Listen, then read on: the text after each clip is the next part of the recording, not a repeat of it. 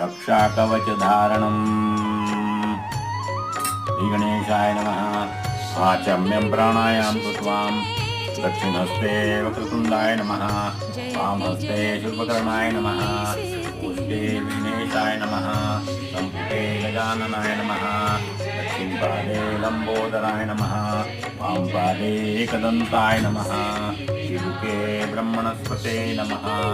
दक्षिणनासिकायां विनायकाय नमः। वामनासिकायां यशराजाय नमः। दक्षिणनेत्रे विकटाय नमः। वामनेत्रे कपिलाय नमः। दक्षिणकर्णे नरनाय नमः। वामकर्णे आशाकुरुकाय नमः। नाभो महोदराय नमः। हृदये धूम्रकेतवे नमः। ललाटे मयूरेशाय नमः। दक्षिणबाहु स्वानन्दवासकारकाय नमः।